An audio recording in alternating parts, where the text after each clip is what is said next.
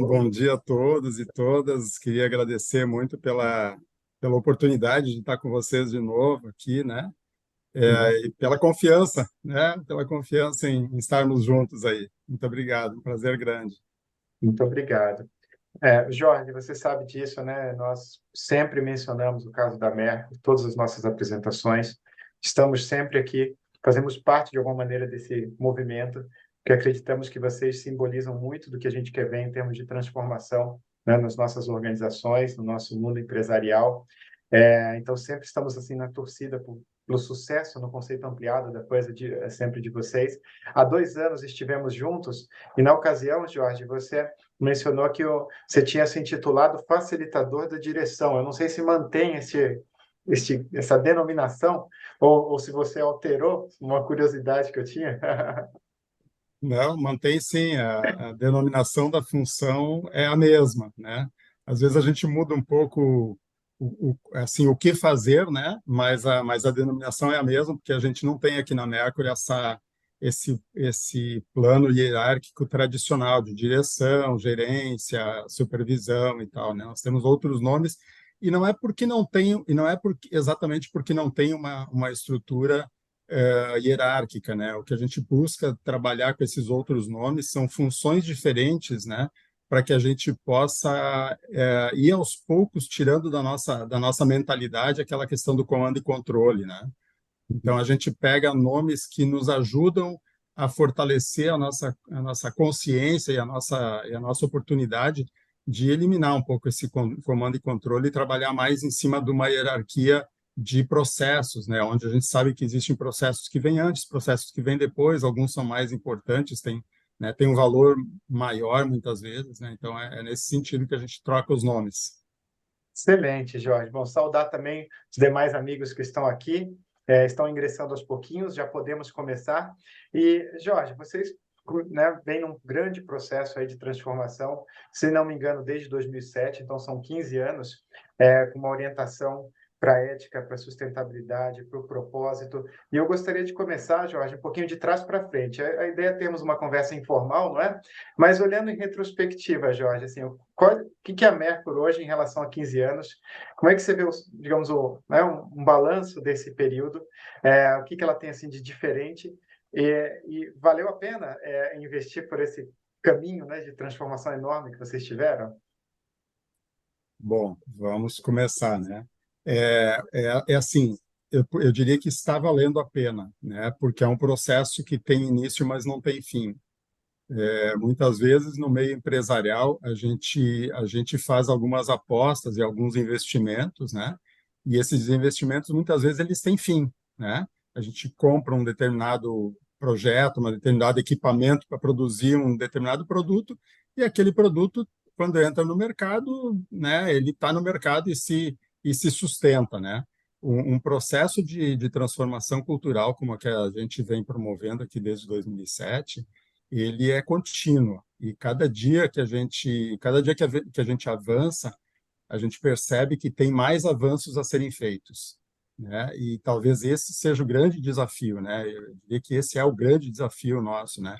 É saber que todo dia é um dia novo e vão ter novas conquistas a serem feitas, né? Então, assim, se vale a pena, eu diria que vale a pena, né? Hoje a nossa comunicação dentro da Mercury, ela é muito mais saudável, né? Não vou dizer nem que ela é melhor ou que ela é pior. Eu até acho que ela é um pouco pior, tá? Porque assim, dentro de uma empresa onde o modelo de comando e controle é tradicional e é bem formatado, a comunicação é muito eficiente, né? A eficiência é a base de tudo isso, né? Então, mas o que a gente foca aqui na Merco não é a eficiência do comando e controle para saber se as coisas estão sendo feitas como deviam ser feitas, mas é a comunicação humana entre as pessoas, né? É a gente saber que a gente é ser humano e que um não é mais do que o outro e que a gente precisa se entender, né? E essa é a grande dificuldade, esse é o grande desafio. Como é que a gente faz 700 pessoas se entenderem, né? Então, esse eu diria que é o grande desafio. Para muitas pessoas, isso pode parecer assim, vira que meio alguns dizem até meio bagunça, né? Uhum. Mas não é, né? É o sentido de que a gente sabe que precisa conversar sobre as coisas, né? A Merco, a Merco é uma empresa que continua saudável, né? A gente diminuiu o nosso faturamento, pegando então assim algumas coisas das empresas, né?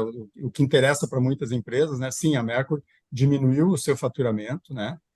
Mas isso foi proposital, porque a gente deixou de fazer alguns produtos e atender alguns mercados que não faziam mais sentido para nós. Então a gente fez isso propositalmente. E agora, então, nós estamos montando, nesse exato momento, assim, a gente está num trabalho muito bacana de montar a estratégia para os próximos 3 anos, onde vão aparecer vários investimentos novos aí que a gente vai estar fazendo. Muito bacana. Jorge, vocês começaram esse grande processo de transformação de uma empresa que vai ser centenária ano que vem, não é? 99 anos, se não me engano. Então, Eu de uma sempre empresa. brinco que é o primeiro centenário. É isso aí, é o primeiro. É o primeiro. Certamente. Mas olha só, voltando um pouco no tempo, né? Em 2007, uma empresa já com 80 anos, 80 e poucos anos na ocasião, que vinha dando certo, né? O certo sempre depende da nossa perspectiva, e vocês Uhum. optaram por um caminho completamente fora da caixa, né? Orientado a propósito para valer, com decisões realmente alinhadas aos valores da organização. E a minha pergunta, assim, toda vez que a gente vai comentar sobre o caso de vocês, Jorge, as pessoas falam, é muito bacana, mas e se não der certo, não é? Tem sempre isso. Assim, então tem um temor que exige coragem, né? Ainda mais uma empresa ali, no caso familiar, você da terceira geração. E há algum tempo, coisa de 2 meses, vocês fizeram aquela experiência imersiva, Jeito Merco, que 2 pessoas foram, uma desse grupo, que é a Alexandra, você conheceu, não é? E ela Sim, sim. compartilhou as anotações dela conosco, Jorge. E tinha uma frase lá que eu achei sensacional, que pelo que eu entendi, que, assim, você falou assim, de já deu certo, quer dizer, no sentido de que quando você faz uma coisa que você acredita, isso de cara já deu certo. Então, como é que você vê essa questão do risco de não dar certo quando você tenta fazer algo diferente do status quo? Como é que isso mexeu com vocês? O risco de não dar certo, ele num primeiro momento ele não passa muito pela cabeça da gente, quando a gente está imbuído, né, ou está focado em fazer alguma coisa acontecer, né? Mas foi muito interessante que logo que a gente começou ali, acho que um ano depois, eu tive algumas viagens e tal, e aí um consultor chegou e me disse assim, tu já pensou na hipótese de não dar certo? A responsabilidade que vocês estão tendo de mostrar isso para o mundo e outras empresas quererem partir para o mesmo jeito de fazer as coisas e não dar certo, a responsabilidade que vocês têm sobre isso que vocês estão fazendo, né? Eu disse, olha, eu acho que a responsabilidade é de cada um, né? Cada um tem que fazer aquilo que acredita e aquilo que consegue, que acha que consegue sustentar, né? Então, assim, de nossa parte aqui, a gente acredita muito que já deu certo, né? E essa frase é verdadeira mesmo, porque já deu certo. Que tinha que dar certo, já deu certo.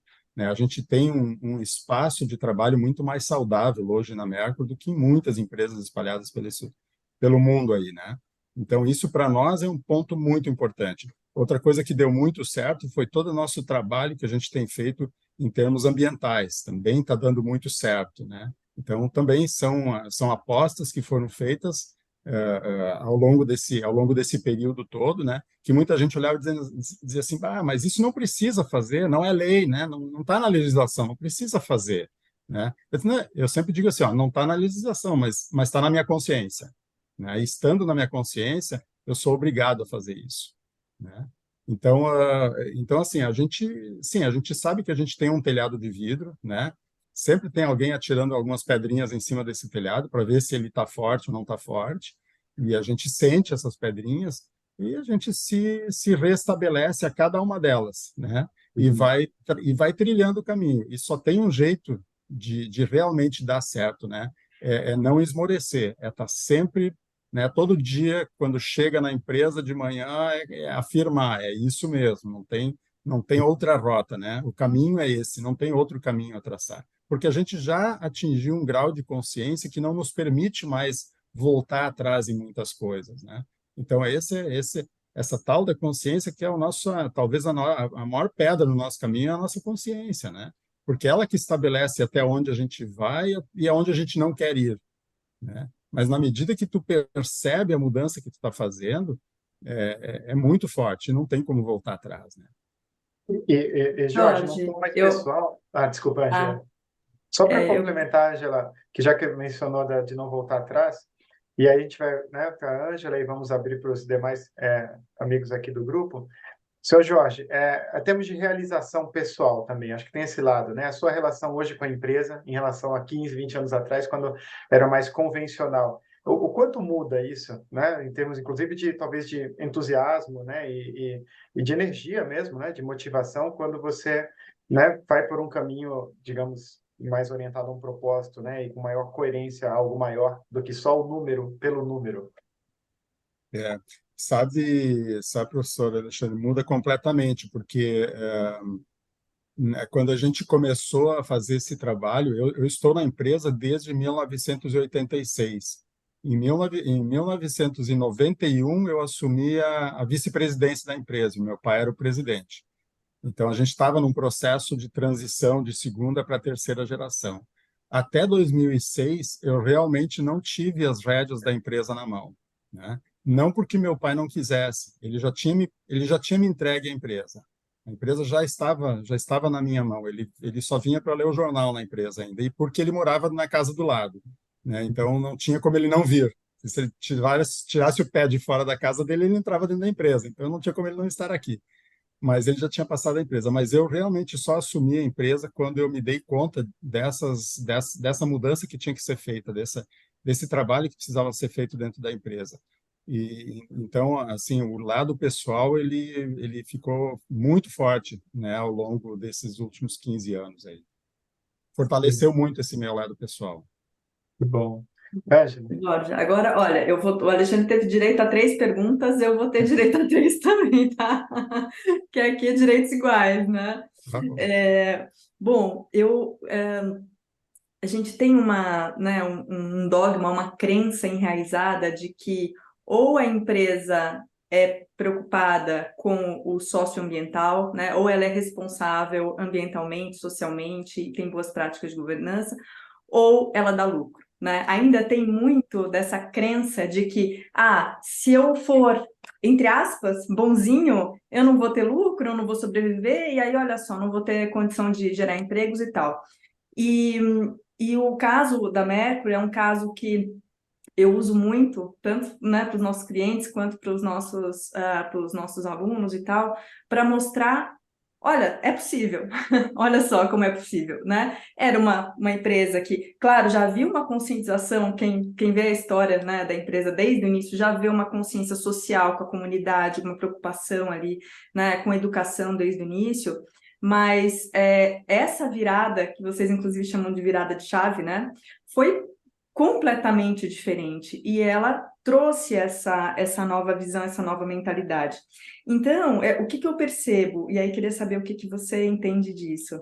Percebo que, assim, até algum tempo atrás, eu mostrava o caso da Mercury e as pessoas ficavam, assim, quase que estáticas, né? Nossa, nunca imaginei que isso poderia acontecer, né? Quer dizer, então era um caso para quase que chocar e para falar, olha, existe isso, não é em Marte, é no Brasil, está aqui do nosso lado, a gente pode fazer, né? Num segundo momento, e agora eu tenho visto cada vez mais que as pessoas agora falam, poxa, é possível, mas nossa, tá tão longe, né? Então agora, assim, agora já internalizaram que é possível, mas ainda percebem como algo quase que inalcançável. E eu queria saber de você um pouquinho desses primeiros passos, porque, na minha percepção, os primeiros são os mais difíceis, né? Ou o primeiro é o mais difícil para tomar essa decisão. Então, que mensagem que você daria para aquelas pessoas que falam, nossa, mas está lá longe, será que eu consigo chegar lá um dia? E o lá, onde é esse lá, né? Vocês chegaram, não chegaram? Existe um lá, né? Então, é mais ou menos essa a minha primeira pergunta, Jorge. Nossa. Bom, Ângela, é assim, ó, é, vamos começar por onde é que é o lá, né? Onde é que é o lá da vida, né? Eu coloco muito a empresa como uma fonte de vida também, né? Então, o lá da nossa vida, quando a gente está na beira do mar, você olha para o horizonte, você não encontra o fim dele, né? E se você andar 2, 3 quilômetros, 20 quilômetros, 50 quilômetros para dentro do mar, o horizonte continua sendo o mesmo, não mudou nada. Então, lá não existe, né? Então, esse lá, ele também não existe, né? O lá é onde a gente quer chegar. Então, esse é um ponto importante, por isso que eu digo, é um processo que inicia e não tem fim, porque a nossa consciência não nos permite terminar alguma coisa. A gente sempre está aprendendo uma coisa nova. Sempre bate mais alguma coisa. Ah, mas e aquilo ali, se a gente fizesse de outro jeito, como é que ia ser? Ah, então tá, então vamos experimentar, né? Então, esse é um pouco do passo, né? E o passo a passo é um pouco disso, né? É um pouco da medida que a gente vai observando o que precisa ser feito, a gente vai fazendo aos poucos, a gente não faz tudo de uma vez só, né? Porque se fizer de uma vez só, pode quebrar mesmo, né? A empresa pode não conseguir sustentar. Então, precisa ser feito um passo a passo, precisa ser feito um devagar, né?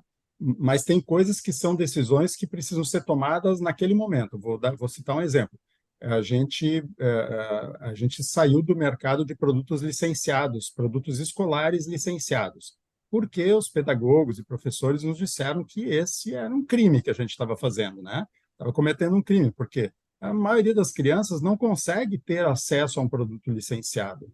E isso gera bullying, tanto dentro da sala de aula como na família, porque os pais acabam ficando envergonhados porque não podem comprar um produto que custa 3 vezes o preço de um produto normal, tradicional, de marca, né, da prateleira. Então, assim, poxa, se a gente tem essa consciência, a gente continua fazendo isso, né? Não, nós aqui decidimos que nós não íamos mais fazer isso, né? Só que para tomar essa decisão, entre o saber que isso precisa ser feito e o tomar a decisão, isso levou mais de um ano, né? Por quê? Porque precisava ser planejado, porque esse produto, os produtos licenciados, escolares licenciados na Merco, representavam mais de 10% do faturamento total da empresa e provavelmente uns 15% da lucratividade, porque eram produtos muito lucrativos, né? Então a gente teve que fazer um planejamento para que isso acontecesse. Então não é assim, toma uma decisão, vai lá e faz, não é impensado. Tudo é pensado e tudo é calculado, né? Por quê? Porque nós somos uma empresa, né? E precisa ter esse cálculo, precisa saber como é que vai, o que vai acontecer depois da decisão tomada, né? Então acho que esse é um ponto assim muito importante, é saber quando dar cada passo, né? Mas vou voltar um pouco para o início da questão, que é assim, né? Por que que a empresa está fazendo isso? Por que que ela está fazendo isso que está fazendo, né?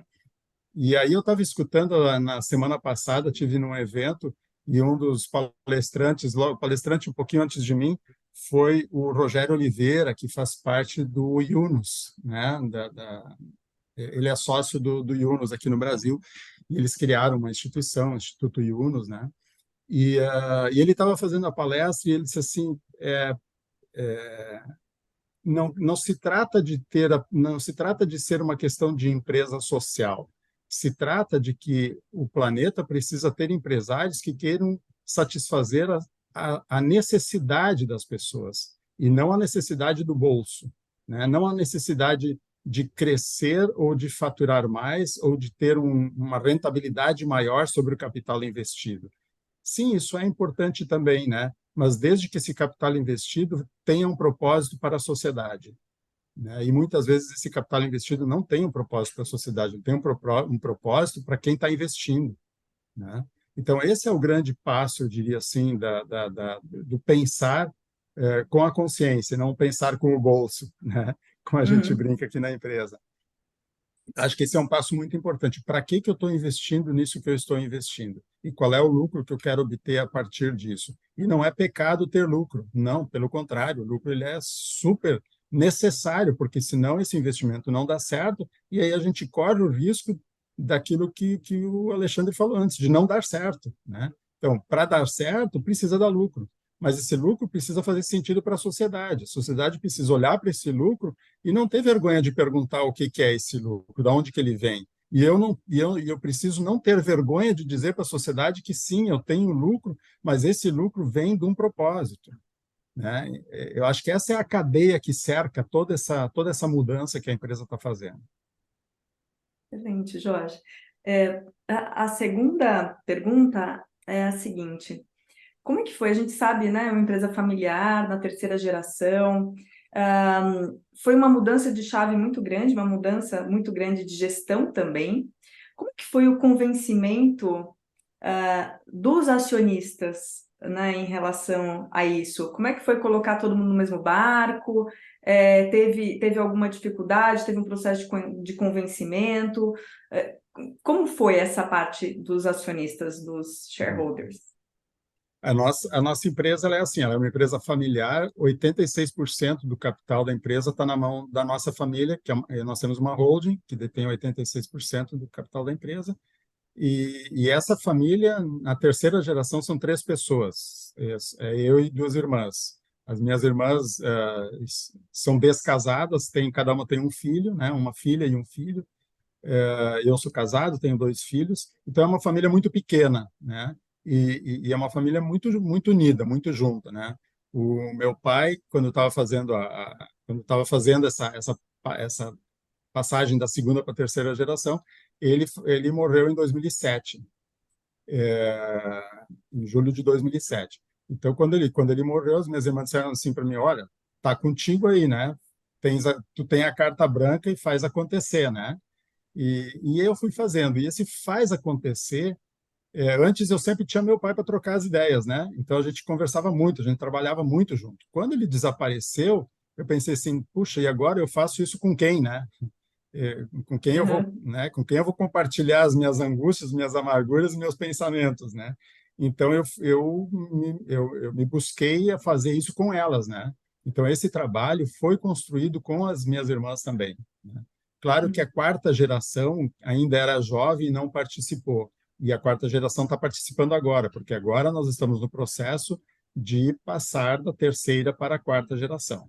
uhum, Então, tem alguns entraves um pouco mais complexos com a quarta geração, porque nem todos na quarta geração nós temos 4 pessoas, né, com idades de 25 a 40 anos.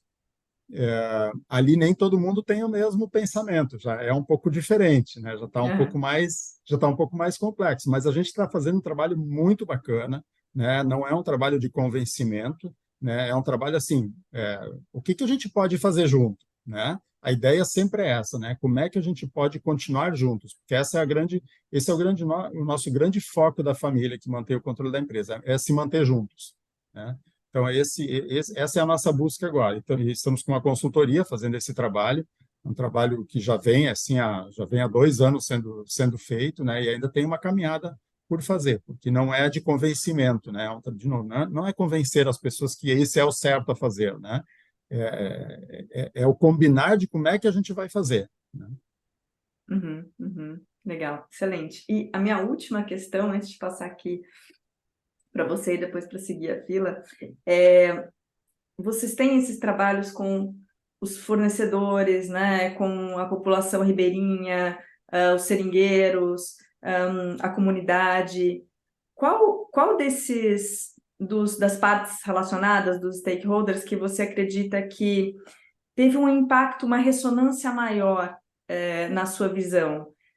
Ou de resultados da própria comunidade, por exemplo, vocês incentivarem a plantação de mamona, a mudança ali do tabaco para mamona, ou vocês incentivarem os ribeirinhos para manter a mata, né, a mata na Amazônia.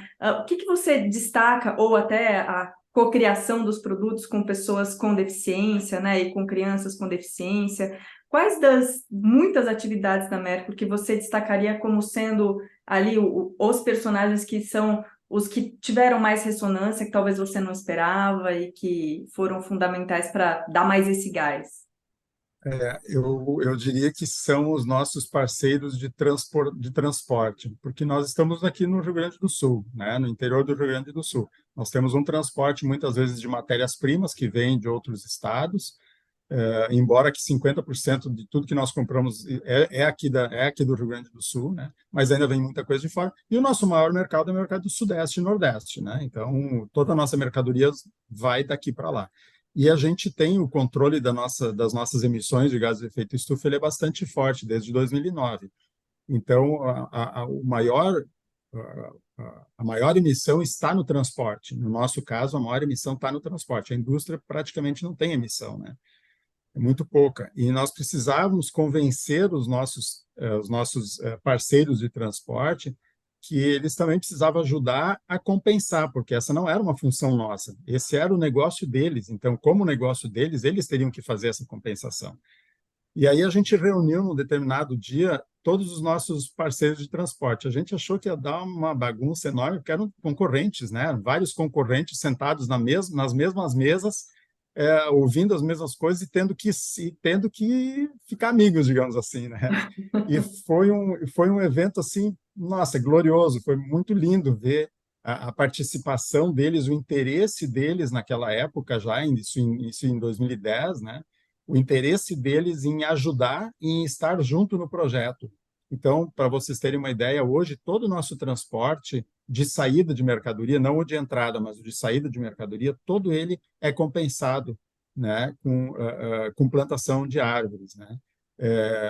Isso é uma coisa que eles estão fazendo por conta deles mesmos. No começo nós começamos a fazer a promover essas plantações, pagamos uma parte delas, e agora eles estão promovendo isso, e eles estão vendendo isso para outros clientes deles como uma coisa bacana, né? E eles fizeram muitas mudanças dentro das empresas deles para diminuir as emissões deles também, sabe? Não só plantar árvore no lugar de emitir, né? Não, precisamos diminuir também a nossa emissão, né? Então, eles fizeram muitos projetos para diminuição da emissão dos gases de efeito estufa deles, né?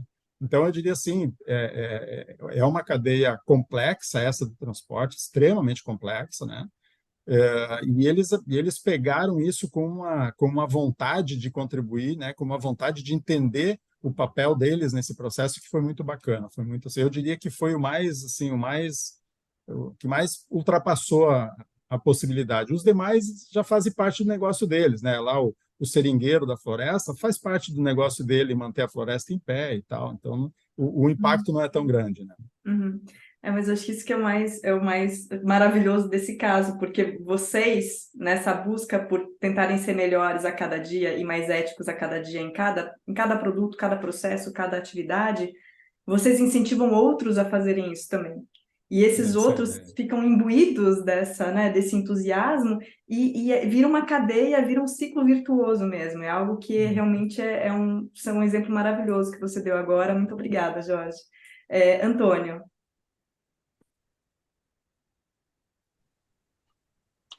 Bom dia, Jorge. É um prazer escutar a sua experiência riquíssima e fantástica para o nosso aprendizado. Eu queria voltar um pouquinho quando você falou da questão da hierarquia, da estrutura, da questão de não ser o comando e controle tradicional que a gente está acostumado. Você mencionou que vocês estão fazendo agora um novo processo estratégico para olhar para os próximos 3 ou 5 anos. Como é que vocês fazem essa revisão de cenário estratégico, essas definições, não sendo no tradicional comando e controle, onde a ponta da pirâmide, lá os sábios se reúnem para definir para onde vão? Como é que vocês fazem? Olha, Antônio, obrigado pela pergunta.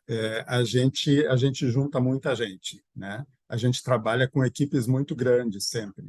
Então, vem pessoas de todas as áreas para fazer o processo, para construir o processo, né? Então, não é um processo de definição de definição de uma ou duas ou três pessoas. É um processo de definição da empresa. Então, a gente escolhe o caminho a seguir a partir daquilo que vem das pessoas. Então, a gente busca as pessoas do mercado, a gente traz as pessoas da produção, de dentro da produção, a gente traz as pessoas de compras, por exemplo, né? A gente traz muita gente para trabalhar junto nesse processo. Então, para você ter uma ideia, o trabalho que nós estamos fazendo é um trabalho de olhar para a estratégia a partir de cenários futuros, né? Então, quando a gente construiu os cenários futuros, a gente construiu esses cenários a partir de colocar o nosso olho em cima de 86 possibilidades de cenários futuros.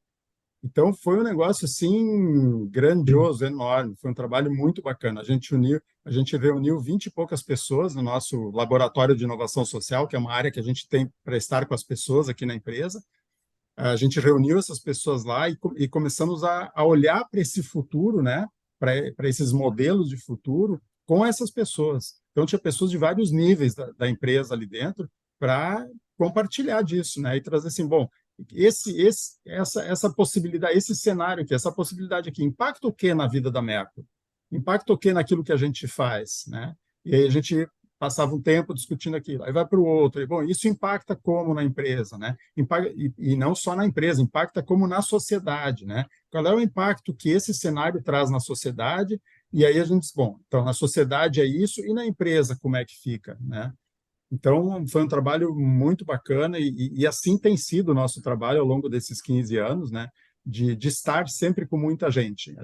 Nossas reuniões são sempre lotadas de pessoas, é muita gente sempre participando, porque a gente precisa escutar todo mundo, a gente precisa saber a opinião de todo mundo, né? E claro que a gente vai afunilando, né? E aí tem que afunilar. E é natural que que muitas pessoas saiam, vou até usar uma palavra que talvez seja estranha, né? Mas saiam vencidas, né? Porque, claro que quando você junta 20, 30 pessoas, nem todo mundo tem a mesma ideia sobre as mesmas coisas, né? Então, existe um processo de consenso, né? E às vezes a gente sai assim, ó, olha, eu não estou convencido, mas eu tenho consenso e vou no consenso da maioria, né? E vamos lá. E aí todo mundo arregaça a manga e vai para aquele projeto, né? Claro que às vezes não são as mil maravilhas, às vezes dá discussão e a discussão às vezes é acirrada, mas isso também é um processo bacana, né? É um processo de crescimento nosso enquanto ser humano, né? E esse talvez esse seja também um lado muito importante que a gente trabalha dentro da Merco, que é assim, né? Como é que a gente lida com essas coisas que não são de acordo com aquilo que a gente pensa? Né? Como é que eu levo isso para a minha vida?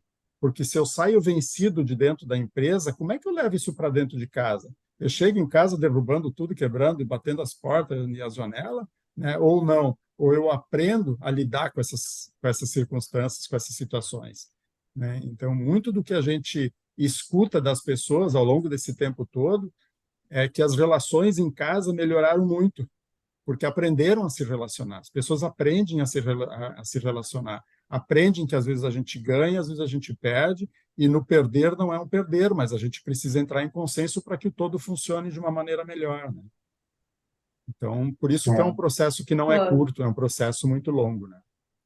excelente isso que você falou, se coaduna justamente com o que um outro executivo, o CEO Bob Chapman, veio falar conosco o ano passado, e ele disse exatamente a mesma coisa que você. Ele falou que com esse processo de escuta dentro das empresas, as pessoas deixaram de brigar nas suas casas com seus companheiros, suas companheiras, diminuiu a taxa de divórcio. Quer dizer, isso é impacto social, isso é ESG de verdade, né? É você realmente ter essa escuta e você ver essa ressonância. Gisélia. Bom dia a todos. Eu vou aqui agora fazer um disclosure aqui, o meu viés gaúchesco aqui, de dizer que é um prazer te Ficou mudo, Gisélia. Ficou mudo. é um prazer te ouvir, né, e ver essa experiência bem-sucedida. E assim, eu moro aqui no Sudeste, e às vezes o Sudeste fica um pouco distante. A gente tem algumas excelentes, né? Assim como tem vocês aí no Sul, tem a Volkmann também, que é do arroz biodinâmico, não sei se o pessoal conhece, mas é uma excelente experiência. E quando a Ângela e o Alexandre propuseram trazer a Mercur, eu confesso que eu não sabia nem de onde era a Mercur, tá? E me surpreendeu, Jorge, que é de Santa Cruz do Sul. Santa Cruz do Sul, no Rio Grande do Sul, é conhecida como a cidade do fumo, né? Plantação de tabaco e plantação de soja, com toda aquela questão dos transgênicos.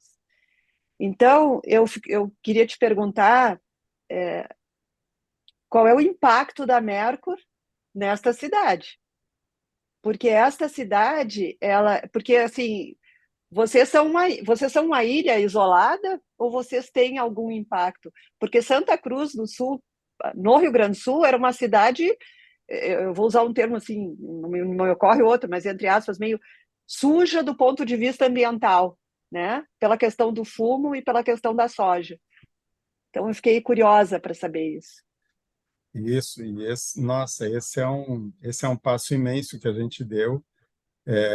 A Mercur tinha lá em 2007, até 2003, até 2014, nós tínhamos uma unidade industrial aqui que fazia mantas de borracha, a gente chamava de lençóis de borracha, eram mantas de borracha para a indústria, para uso industrial, e pisos de borracha também, né?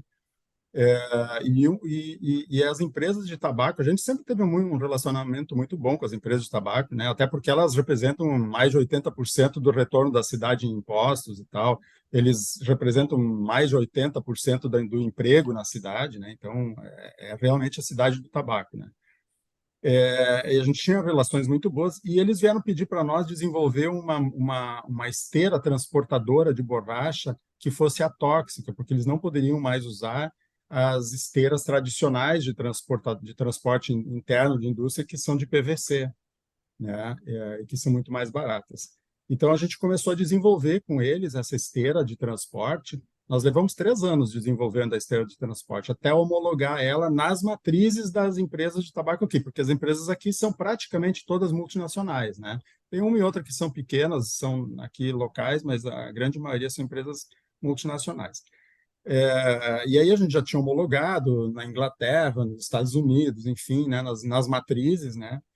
E começamos a fornecer devagarinho essas esteiras, e aí um dia a gente disse assim, será que nós estamos nos dando conta que nós estamos ganhando dinheiro com a morte das pessoas nos hospitais que estão fumando e estão se intoxicando e tal, né?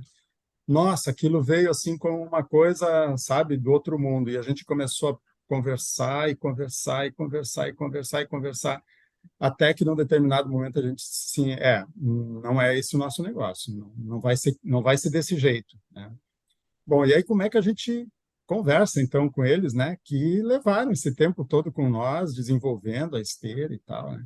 Nossa, foi assim foi quase um terrorismo na cidade, né? Muita coisa se transformou, muitas relações se transformaram de forma negativa, sim, né? Muitas pessoas, e a gente também precisa considerar que muitas pessoas que trabalham na Mercur têm seus familiares trabalhando nas empresas de tabaco, né? Muitas, se não todas, tem alguém numa empresa de tabaco, né? Então a coisa virou assim, meio assim, puxa, mas então agora vai ser uma guerra, é a Mercur contra o tabaco. A gente diz, gente, não é a Mercur contra o tabaco, nós não queremos ser contra o tabaco, a gente só não quer participar disso. Só isso, não temos absolutamente nada contra as empresas, a indústria, nada. A gente só não quer que o nosso lucro, que o nosso dinheiro venha desse negócio. É só isso, nada mais do que isso. Claro que isso levou um tempo para que as pessoas compreendessem, né? Eu tenho amigos que são da indústria de tabaco. Um deles um dia perguntou, Jorge, podemos tomar uma cervejinha junto ainda ou não podemos mais, né? Eu disse, não, podemos tomar sim, não tem nada, eu não tenho nada contra ti, né? Eu só não quero ganhar dinheiro com isso, só isso, né? Nada além disso, né? Então, esse foi um impacto realmente bastante grande. A gente era um produto extremamente lucrativo, ia dar um retorno muito forte para a empresa, mas a gente decidiu, então, que, como a gente tinha desenvolvido com as indústrias esse produto, a gente, então, fez um planejamento de levar 1 ano, né, até que eles conseguissem encontrar outro fornecedor para eles, e que a gente não queria que eles parassem, né? Não é esse o nosso interesse, né? A gente vai continuar fornecendo até que vocês encontrem outro produtor aí que faça para vocês, mas a gente dá o limite de 12 meses, tá? Vamos combinar assim, em 12 meses vocês, então, deixam de comprar da Mercur e passam a comprar de outros. Isso aconteceu bem tranquilo, sem estresse, até antes de 12 meses já tinham encontrado um repositor para isso e foi tudo tranquilo. Jorge, deixa eu só acrescentar uma coisa que faz todo sentido aqui para fechar. Vocês também incentivam o cultivo da mamona, né, Jorge? Então, a troca do tabaco pela mamona, certo? Da plantação. Esse foi um projeto que a gente começou, Ângela, mas não deu muito certo, não deu muito certo. Os agricultores, na verdade, os agricultores não quiseram enfrentar essa questão. Então, não deu certo, a gente acabou não fazendo e continuamos comprando óleo de mamona já fabricado fora daqui. Jorge, eu entrei na fila novamente, hein, pessoal? Olha lá, hein?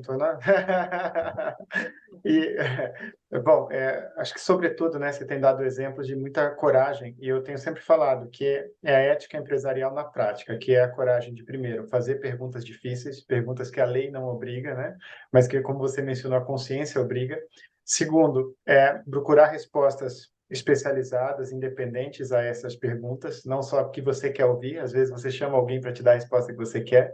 E o terceiro, que, sobretudo, ética como ação, né, Jorge? Como você ir lá e realmente, enfim, tomar decisões, fazer a coisa acontecer. Nada disso é trivial. Depois, se você puder comentar, você mencionou que, no caso da educação, né, dos produtos licenciados, era algo da casa aí de 10%, 12% do faturamento, 15% do lucro. Eu imagino que na questão do tabaco também era bastante relevante. Mas, enfim, as minhas perguntas, vou dividir aqui em duas, aproveitar meu tempo, porque eu sei que a fila só aumenta aqui, né? A primeira é mais uma provocação construtiva, porque isso é algo que está aí presente, né, na maioria das empresas, principalmente as familiares. Não era mais fácil antes, Jorge, você dando as ordens, os outros obedecendo, não é? Sem essa coisa de tanto debate, tantas discussões, tantos círculos concêntricos, você ali sendo, digamos assim, o rei da empresa, onde, né, sai tudo da sua cabeça. Então, o quanto isso é desafiador para você mesmo, porque você talvez tenha lidado com algumas, entre aspas, derrotas, ou tenha sido vencido em alguns debates, né? Então, se você puder comentar isso do ponto de vista pessoal, que é muito difícil, né? Você abrir mão de poder voluntariamente em prol de um projeto maior. E o segundo, a gente fala um pouco assim, a Merco abriu mão desses produtos, mas acho que a gente tem que olhar o outro lado também do que ganhou, não é? É claro que você não fez nada disso do ponto de vista utilitário, mas o meu sentimento hoje a gente vive num ambiente empresarial que tem uma cultura, em grande medida, claro, com raras exceções, tóxica. E uma cultura tóxica é caracterizada por desengajamento, infelicidade e problemas de saúde mental, e que levam, por exemplo, a uma baixa inovação. Leva, por exemplo, a você não ter a informação de baixo para cima, só de cima para baixo, e você não sabe o que não está indo bem. Então, minha pergunta é, o quanto você acredita e compara hoje a Merco em relação a antes, do ponto de vista do engajamento das pessoas, não só engajamento, o entusiasmo, a questão da saúde, inclusive mental, e inovação, né? Porque eu acredito que inovação é muito resultante desse fluxo e de diálogo e de abertura.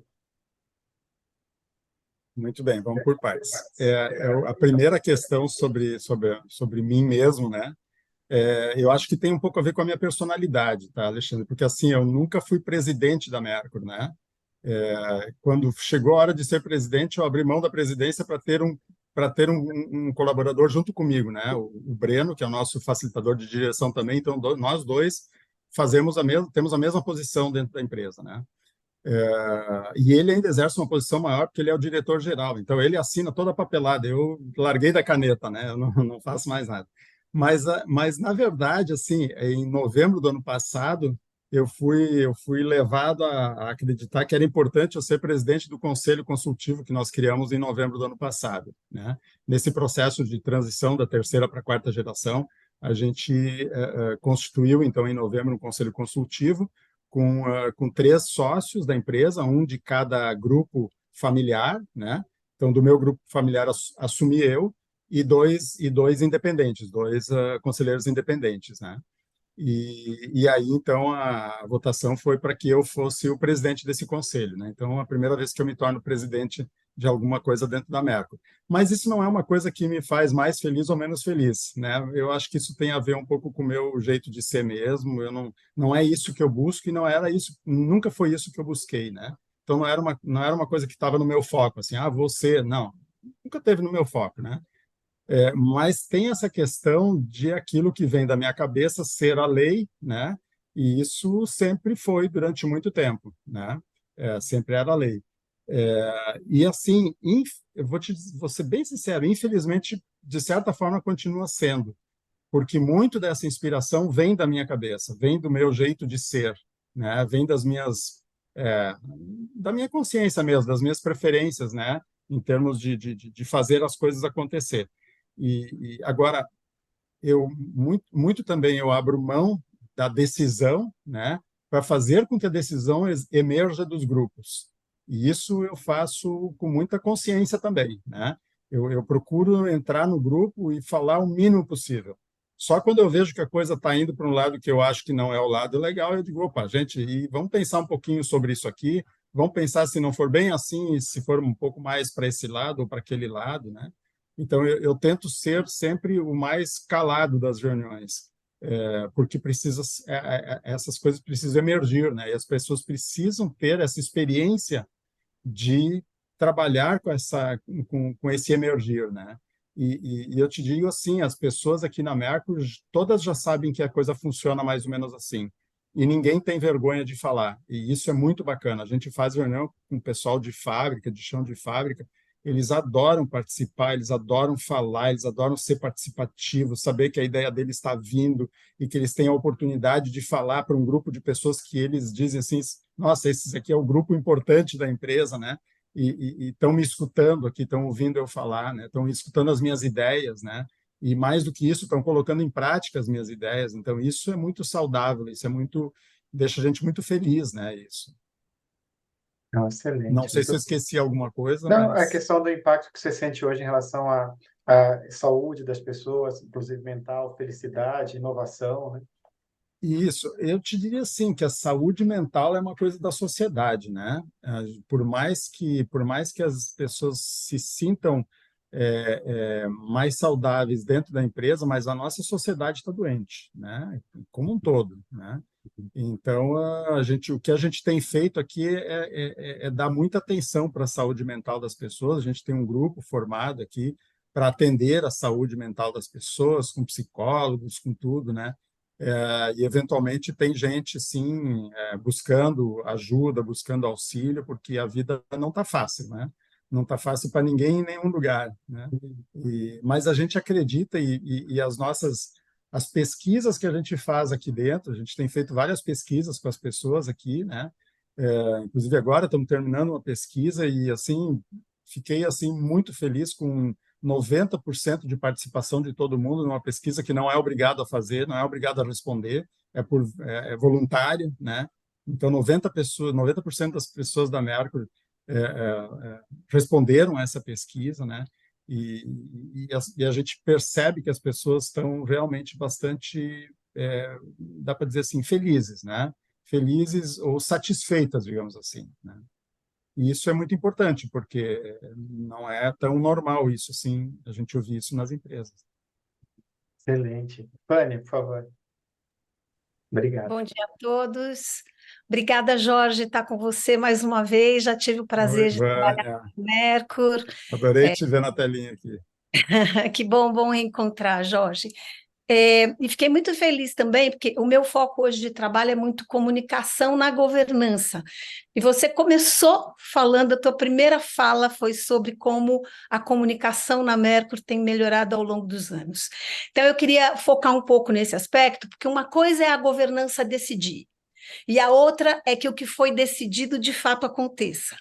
Entre a decisão e a ação, existe muita gente, né? Começa com você lá e o grupo que está decidindo, e numa estrutura onde o comando e o controle não estão sendo estimulados, quer dizer, você está trocando por engajamento. Eu queria que você falasse um pouquinho de como é que você entende o papel da comunicação para as melhores práticas de governança. E o que você tem feito para preparar as pessoas para isso? Porque a comunicação é uma habilidade humana que pode e deve ser desenvolvida. Então, você precisa aprender a escutar, você precisa aprender a falar com você mesmo, antes de mais nada, a comunicação com você, o que eu estou fazendo, para onde eu vou. Depois, como é que você leva essas questões para os demais e como preparar as pessoas para que elas aprendam a ouvir, para que elas aprendam a lidar com os conflitos que são inerentes e que elas possam, além do consenso, entender o que é consentir, né? Que foi um pouco o que eu ouvi de você. Não é a minha ideia, mas eu consinto que a decisão seja essa. Então, vou ficar feliz de te ouvir falar sobre o papel da comunicação e o que você tem feito para ajudar nesse processo. Legal. A gente tem trabalhado desde o início muito forte a questão da educomunicação, né? Ou seja, tudo que tudo que a gente faz em forma de educação tem que ter uma comunicação muito forte. Toda comunicação precisa ser educativa, né? Então, não pode ser uma comunicação de qualquer jeito, né? Nossa comunicação sempre ela é trabalhada no sentido de não apenas informar, mas fazer com que as pessoas percebam aquilo que está sendo comunicado, que compreendam aquilo que está sendo comunicado, e mais do que isso, né? Quando a gente fala através das lideranças, e é assim que a gente busca fazer a nossa comunicação interna, não é muitas vezes tão diretamente em todos os círculos da organização, a gente busca muito a intervenção, né, das lideranças, né? Então, essas lideranças precisam estar preparadas para conversar com seus liderados, né? Então, hoje de manhã mesmo, às 8 horas, a gente teve uma reunião, porque esse é o mês do nosso acordo coletivo, né? Então, a gente está negociando com o sindicato e tal, como é que vai ser o reajuste e tal. Então, tivemos que juntar a liderança hoje de manhã cedinho aqui para falar um pouco sobre isso. Então, assim, preparar as lideranças para que isso possa acontecer, né? Para que elas saibam como se comunicar com as pessoas, e saibam como trazer o que vem das pessoas, né, para o grupo maior, onde essas lideranças fazem parte, né? Então é um processo que é bem complexo, né?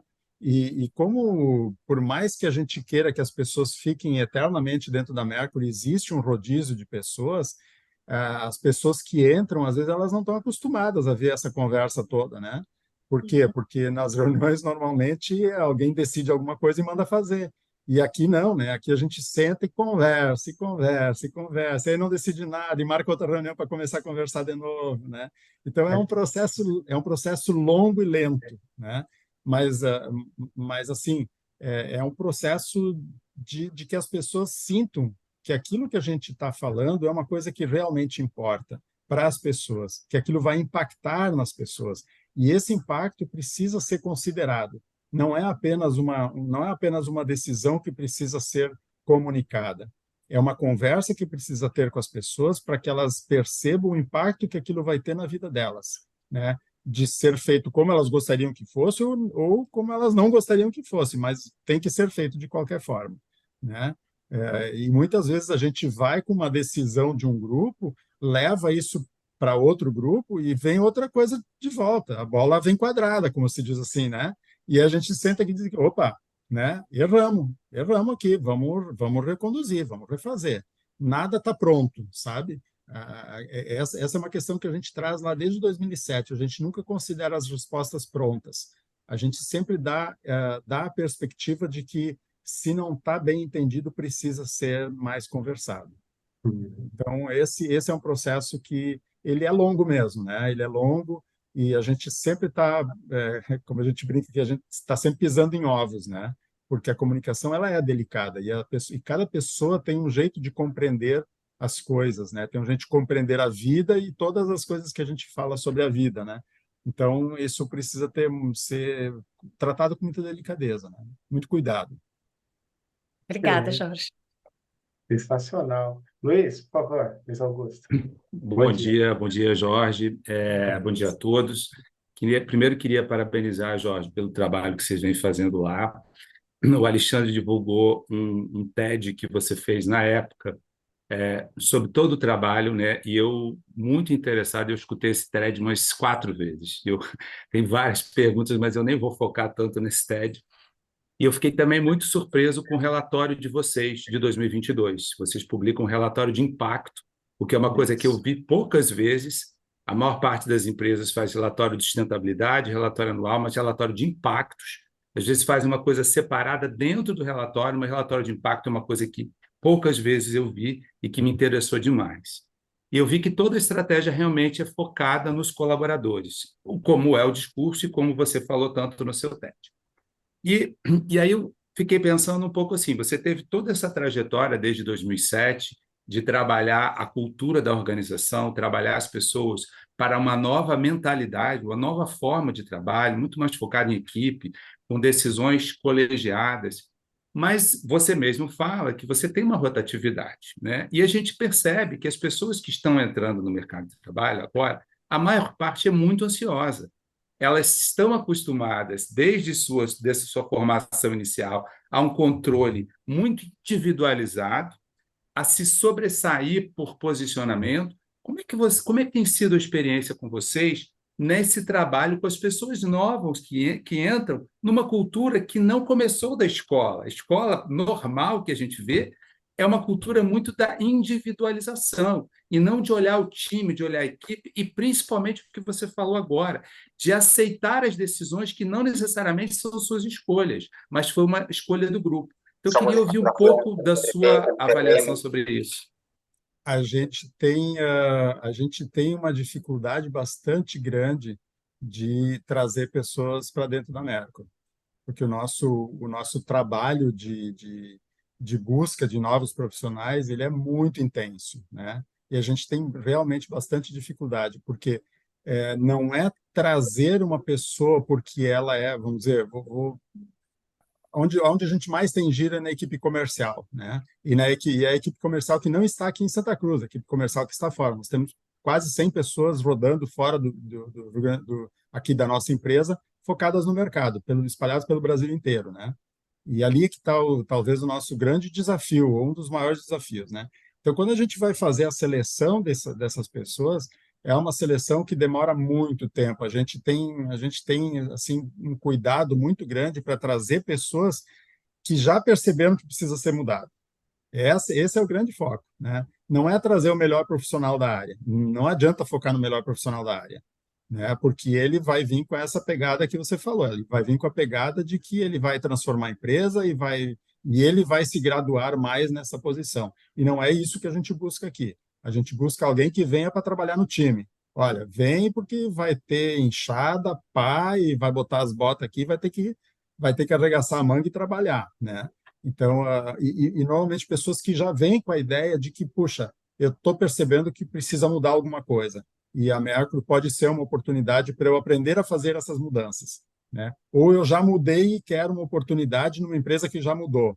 Então, né? Então essas pessoas é que acabam entrando na Mercury, né? E a gente tem, claro, que a gente tem vários exemplos, né? Tem pessoas que vêm aqui, pessoas maravilhosas, assim, de mercado, né? Que tem uma postura bacana, que são super profissionais, vêm aqui e, assim, dura 2 meses, 3 meses, e elas já sentiram que não é esse o papel delas aqui, que não é isso que querem para elas, e está tudo certo. Não tem problema nenhum com isso, né? A gente sempre a gente deixa muito claro qual é o papel que a gente espera da pessoa aqui na empresa, né? E quando as pessoas vêm para a Mercury, a gente tem um período de detox, né? Que é um período de conhecer a Mercury.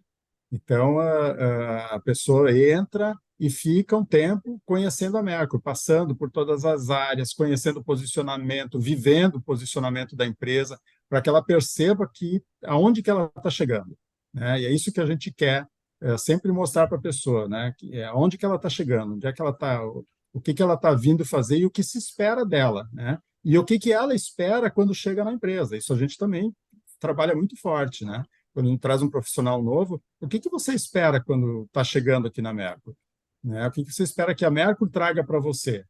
Isso é muito importante. Às vezes as empresas não fazem essa pergunta, né? É muito mais a preocupação de o que que eu vou ter daquele profissional do que o que que a empresa pode dar para aquele profissional, o que que ele vai, né, o que que ele vai receber em troca disso, né? Muito bom, excelente. Adriana, tudo bem? As duas Adrianas agora, né? Na sequência. Oi, bom dia, pessoal. Adorando a sua explanação, Jorge. Eu fiquei muito curiosa e eu ia falar alguma coisa que você acabou de falar, né? Eu fiquei muito curiosa com a relação da terceira para a quarta geração. Você falou que existe um não convencimento, eu achei isso muito bacana, e sim a pergunta do que podemos fazer juntos, né? E eu queria saber de você o que que você tem escutado dessa geração nova e como é que ela tem enxergado, como é que ela enxerga a companhia e como é que ela enxerga vocês, o que vocês estão fazendo. E você falou também qual é o papel que a gente espera das pessoas. Eu ia justamente acrescentar o que que as pessoas, né? O que que as pessoas esperam de vocês também, né? E dentro dessa linha, o que que essa geração nova tem visto, o que que eles têm proposto e o que que você está sentindo, e como é que você espera deixar esse legado para essa nova geração que continue nesse caminho bacana. Pois é, Adriana. talvez tenha um jogo aqui no meio, né? Porque dos quatro sócios da quarta geração, dois são meus filhos. Então, talvez seja um jogo meio injusto, porque eles já vivem isso dentro de casa, né? A nossa vida dentro de casa é muito regada a tudo isso que eu venho falando, né? Então, eles vêm com essa ideia de que é isso mesmo, e vamos impulsionar, e vamos fazer, e vamos investir para que tudo isso que a gente esteja fazendo aqui seja percebido pela sociedade, seja percebido para quem vai comprar um produto da Merco, né? Quando alguém vai na prateleira lá comprar um produto da Merco, seja na farmácia, na papelaria, onde for, perceba né, esse papel da Merco como empresa, né? Então, estão muito alinhados, né? Mas nem todos estão tão alinhados assim, né? Tem membros aí que apostam que dinheiro é muito importante, né? E tá tudo certo, né? O que eu tenho dito para eles é assim: olha, gente, eu não quero convencer ninguém. A gente construiu alguma coisa aqui. Vocês é que sabem, porque o dia que eu sair e me aposentar, isso aqui vai ser de vocês, não vai ser mais meu. Eu não estou mais fazendo uma coisa para mim. O que eu tinha para mim eu já fiz. O que é meu, eu já fiz. Eu tenho 37 anos de empresa, estou saindo daqui a 2 anos. Essa é o nosso combinado estatutário aqui na empresa. Com 65 anos, eu preciso sair da operação da empresa. Posso permanecer em algum conselho, mas não na operação da empresa, né? Então, o que eu estou dizendo para essa quarta geração é isso, né? A empresa é de vocês. Vocês é que têm que saber o que vocês querem proporcionar para o mercado com essa empresa que vocês têm na mão. É um patrimônio que vocês têm, é um investimento que vocês estão recebendo, vocês nem fizeram, vocês ganharam esse investimento, né? O que vocês querem com isso? Querem tirar da poupança e passar para um CDB? Ou querem, né? É de vocês é que têm que saber o que tem que fazer. Mas vocês têm que construir isso, têm que fazer parte dessa construção, não é receber de graça, né? Então, como é que vocês começam a participar dessa produção? E todos eles, então, estão participando do processo, né? Estão participando. Um sobrinho meu já trabalhou vários anos na empresa, saiu para tocar ele tem outros negócios fora da empresa, mas continua sócio, faz parte do conselho consultivo da empresa, né? Então, tudo isso, né? Como é que eles se acertam entre eles, porque eles vão ser os novos acionistas, além de primos, né? Primos e irmãos. Legal. Adriana, Obrigada. por favor, já estamos indo para a nossa reta final aqui, pessoal. Oi. Obrigada, Jorge, bastante aí inspirador. Já tinha conhecido, ouvido falar de outras fontes, então agora é muito bom te ouvir. Com relação, você comentou um pouco sobre como que as pessoas são contratadas, né? E todo esse acordo, vamos dizer, motivacional, psicológico. E se puder detalhar um pouquinho como que são, independente se é membro de empresa, membro da família ou não, avaliados. Como que é isso? Porque tem muito questionamento, né, sobre potencial, meritocracia. Então, assim, a avaliação e o caminho, né, promoção, etc. Como que é feita essa parte, né? Como que as pessoas evoluem ou como recebem feedback ou como eventualmente são desligadas, como funciona a gestão de pessoas? Uhum. Bom, são processos distintos da família e de pessoas não da família, né? Ou acionistas ou não acionistas, né? São processos independentes, né? No processo da família, a gente tem junto com a nossa área a gente chama aqui nosso RH, aqui a gente chama de TH, que são talentos humanos, né? Então, junto com o nosso TH, a coordenação dessa área tem um processo que ela faz junto com os acionistas da quarta geração, né? Então, esse é um processo que ainda não está tão bem desenhado assim. A gente está ainda desenhando ele junto com a consultoria que está nos apoiando aqui nesse processo de sucessão. Mas uma coisa a gente tem trabalhado, né? A gente tem trabalhado assim, com esses 4 acionistas. O que vocês querem fazer? Vocês querem participar da operação da empresa ou vocês querem ser acionistas da empresa apenas? Acionistas vocês vão ser, a menos que a gente vender. Isso já está inclusive já são, porque eles já têm parte uma parte já é deles, né? Então isso é da natureza, né, familiar. Mas se vocês quiserem se preparar para a operação, aí é uma outra preparação, né? E aqui, assim, a gente não tem essa ideia de que o membro da família precisa ser preparado e precisa ser melhor do que os profissionais. A gente diz assim, olha, vocês têm que ter a consciência de que em cada área da empresa precisa ter o melhor profissional possível que a gente conseguir colocar lá. Pode ser um de vocês ou pode ser um externo, né? Mas a decisão sempre vai estar na mão de vocês, que vocês são os acionistas. Vocês é que vão dizer para onde é que vai o dinheiro que vocês estão investindo na empresa. Então, vocês é que têm que decidir isso. A empresa vai ser de vocês, vocês é que sabem. Se vocês querem ser profissionais, vou fazer uma palavra forte aqui, né? Se vocês querem ser profissionais medíocres e participar da operação, vocês vão ter uma empresa medíocre.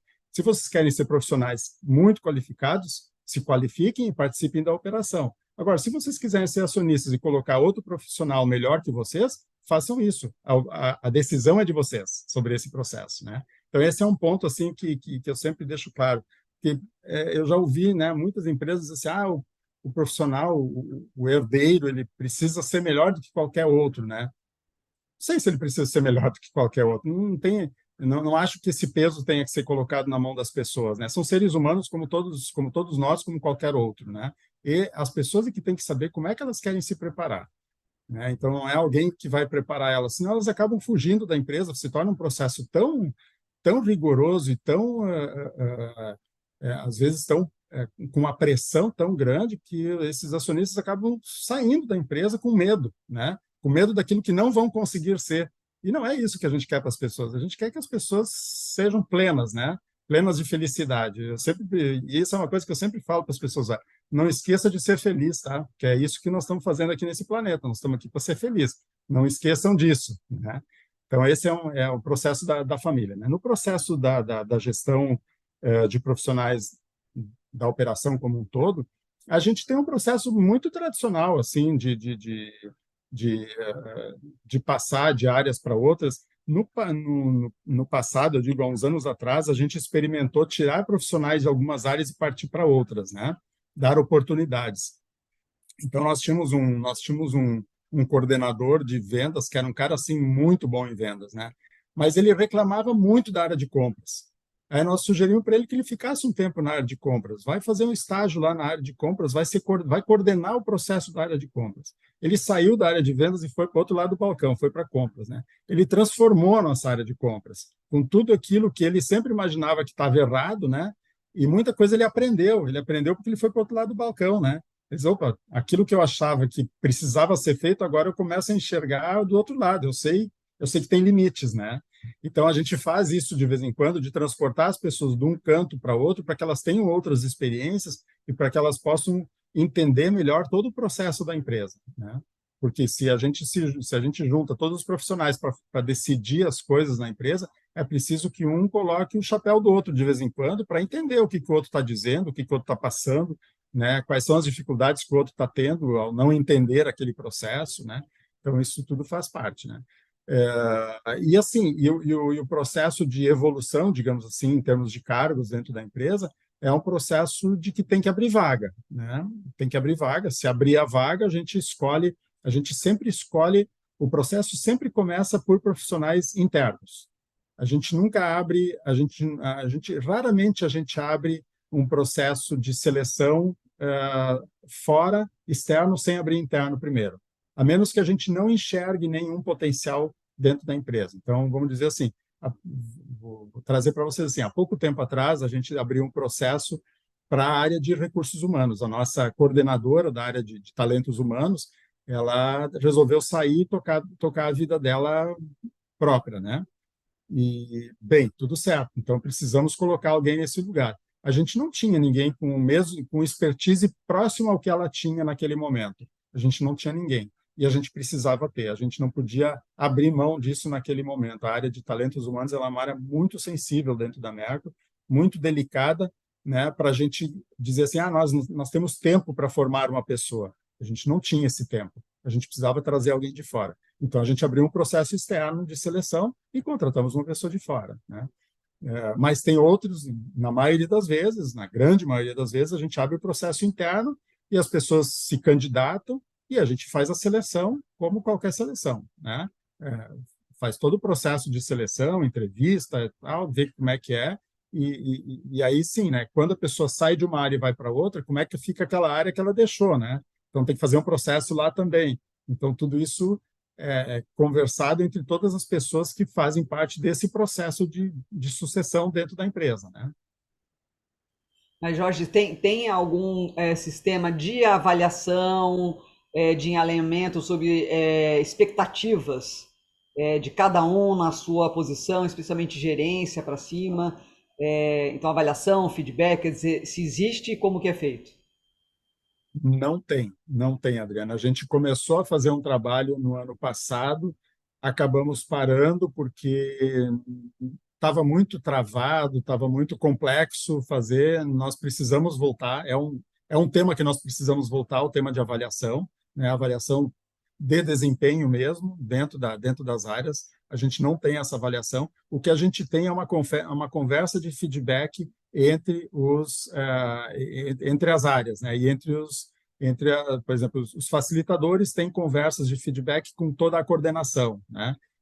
Nós temos facilitadores de coordenação, por exemplo, então nós temos um facilitador de coordenação que cuida da área que nós chamamos de clientes, né? Cuida de toda a área mercadológica. Esse profissional faz uma conversa de feedback com todos os coordenadores da sua área, né? Então, ali tem marketing, tem comunicação, tem vendas, tem relacionamento com o cliente, tem a área de vendas virtuais, né, que tem um coordenador só para essa área. Então, esse facilitador faz a conversa de feedback com esses coordenadores. E assim, cada facilitador com a sua coordenação, né? Mas não tem um plano de avaliação, né? Jorge, deixa eu só, primeiro, novamente, agradecer imensamente, dizer que nós não podemos esquecer, Ângela, de tirar uma foto aqui para registrar esse momento histórico, né? Uma coisa maravilhosa aqui. É verdade. Então, se pudermos... Vamos lá. Vou contar até 3, tá, pessoal? 1, 2, 3. Excelente. Pegou até o Celso que está no avião, ó. Não perde nem no avião, Celso, as nossas Deixa eu ver se pegou ele. Pegou. Celso viajando pelo mundo. Jorge, será que teríamos tempo para uma última pergunta curta minha, só para fazermos aqui o encerramento? Acho que esse ponto da Adriana, na questão da avaliação, eu tenho estudado muitas organizações que eu chamo de pós-industriais, Jorge, organizações que têm uma visão mais sistêmica, e a grande maioria delas, intuitivamente, abandonou avaliações individualizadas e partiu para ou para uma autoavaliação ou para avaliações coletivas das equipes com base em feedback, porque começaram a ver que a avaliação individualizada, primeiro, tem muitas evidências que nós não avaliamos bem os outros, a gente avalia muito mais como nós somos, e cria uma relação muito grande de dependência em relação a quem avalia. E aí você começa a não questionar quem avalia, né? Você começa a ficar com medo de quem avalia, enfim. Então tem, acho que, outro efeito colateral dessa coisa muito individualizada, sabe? Que vem com assim, vamos medir realmente cada um, além do fato de que, assim, cada um é diferente do outro, e a questão não é avaliar A em relação a B, mas A em relação a quanto A pode dar e B em relação a quanto B pode dar, que não necessariamente é a mesma coisa, né? Então, só esse comentário. Mas a minha pergunta final, Jorge, tem a ver com a questão da confiança. Eu tenho argumentado que talvez o maior ativo que uma empresa possa ter atualmente é desenvolver muita confiança de cima para baixo, de baixo para cima, entre pares e com seus stakeholders. Quando você não tem muita confiança, você tem que ir para quê? Regras, controles, muitas vezes vistos como excessivos, muita burocracia, política para tudo, enfim. Então, a minha pergunta como é que vocês veem essa questão de regramentos formais, escritos, políticas, controles, né? O quanto vocês são basicamente fazem o que todos fazem, ou é diferente? Qual o papel da confiança aí no dia a dia? Se você puder tocar nesse tema, acho que seria muito importante, eu acho, por favor. Nós temos ISO 9000, né? Então tem assim aquela obrigatoriedade, digamos assim, de que os processos estejam todos descritos, né? E que sempre que haja uma mudança num processo, essa mudança seja descrita e seja colocada de novo a bordo do processo todo, né? Então essa Eu sempre fui um pouco... no começo eu era um pouco avesso à questão da ISO 9000, porque ela, de certa forma, amarrava um pouco as mãos das pessoas, né? Mas, ao longo do tempo, eu tenho percebido que ela tem ajudado muito as pessoas, né? No sentido de que as pessoas também precisam, nós todos, seres humanos, também precisamos de algum regramento para nós, né? Senão a gente, às vezes, se atira nas cordas, né? Como a gente diz aqui no Rio Grande do Sul, né? Então, então esse processo, essa questão da ISO tem feito assim, tem tido um efeito, tem trazido um efeito bastante bom para nós dentro da empresa.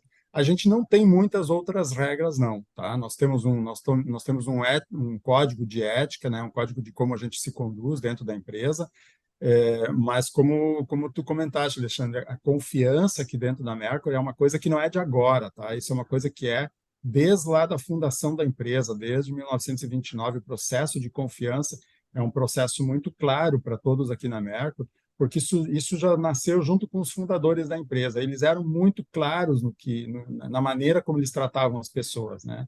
Então, isso, de certa forma, talvez dê para se comprovar pela idade, pelo tempo que as pessoas passam dentro da Mercury, né? Aqui é muito comum você ver pessoas de 30 e poucos anos trabalhando na empresa e não querendo se aposentar, porque não saberiam trabalhar em outro lugar, né? Porque é o jeito que a gente leva com as pessoas, né? Então, tem famílias que trabalham aqui dentro, tem famílias que se formaram aqui dentro, né? Pessoas que se conheceram, casaram e seus filhos trabalham aqui, e às vezes os netos já estão trabalhando aqui. Isso é muito... É um pouco tradicional da empresa de cidade pequena também, né? Isso faz sentido também nas cidades pequenas, mas aqui na Mercury isso é bem tradicional, é bem comum ter esse aspecto, né? Então, a gente foca muito na questão da confiança nas pessoas e menos em processos descritos e regras e muito regramento, porque a gente acredita que essas regras elas acabam engessando muito, né, as pessoas e os processos também, né? Excelente.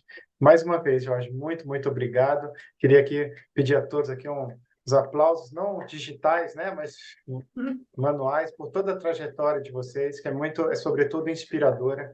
Realmente é algo assim que simboliza novamente uma transformação que a gente quer ver no mundo empresarial, de maior, sobretudo, Jorge, consciência, né? A palavra consciência é você refletir sobre o que está fazendo, o que está deixando de fazer, sobre impactos, né, das nossas ações, mas também das nossas omissões. Então, sobretudo, uma ideia de uma organização cujas lideranças, né, são conscientes, né, e não estão ali só tentando maximizar um número, chegar no máximo, vender o máximo a qualquer custo, mas realmente parar e pensar o que a gente está fazendo aqui, qual o sentido, né, dessa nossa existência individual e coletiva, e o significado disso, né? Então, vocês têm simbolizado isso, estamos sempre aqui na torcida pela Mercury, assim como de outras organizações brasileiras que têm, felizmente, ido contra a corrente principal, né, o chamado mainstream, e tem mostrado que outros caminhos são não apenas viáveis, mas eu diria até que são o caminho para o futuro, para que todos nós possamos ter uma existência, né, futuramente coletiva muito mais saudável do que o que nós temos hoje socialmente e, por que não, ecologicamente também. Então, obrigado, Ângela. Você quer falar alguma coisa? Só agradecer aqui ao Jorge. Muito obrigada, agradeço novamente, Jorge, nossa, uma honra, é um grande privilégio ouvir você. Quanto mais a gente conhece, mais eu fico admirada por esse cuidado, né? Esse cuidado em todos os aspectos, com as pessoas de dentro, com as pessoas de fora, com o meio ambiente, com o cliente. Então, é realmente uma elevação de consciência que faz a gente até respirar mais leve, ter mais esperança, né? Poder levar isso para mais pessoas, para verem que é possível, sim, um passinho de cada vez, e buscar ser melhor a cada dia. Eu acho que isso é uma filosofia de vida maravilhosa que vocês conseguem implantar e buscam implantar a cada dia, não apenas na esfera pessoal, mas na esfera empresarial. Isso é muito louvável e a gente espera que esse exemplo seja cada vez mais disseminado, né? Muito obrigada novamente, Jorge. Obrigada a todos. O Antônio sugeriu a gente fazer uma imersão aí do PLV na Merco e vamos fazer, viu, Antônio? Compromisso. Mas vamos atrás, seu Jorge, até onde ele aguentar a gente. Já o convidamos para o retreat. A gente Tá ali, né? Vou fazer uma propaganda aqui. Nós temos uma imersão que nós criamos aí há um tempo, esse ano, na verdade, né? Que a gente chama de imersão O Jeito Mercury, né? São 2 dias vivendo aqui na Mercury. Se vocês entrarem no nosso site ou no site do nosso centro de inovação, a VOCA, ali tem todo o processo, como é que funciona direitinho. Eu queria agradecer muito a oportunidade de estar com vocês aqui. Um abraço grande em todas, em todos. Muito obrigado, gente. Muito obrigada. Parabéns pela coragem, Jorge. O que você faz Obrigado, Vânia. coragem. Coragem e humildade. Muita Coragem e coragem. humildade. Obrigada, Parabéns, João. pessoal. Muito obrigado. Bom dia a todos. Bom Obrigado. dia. Um abraço.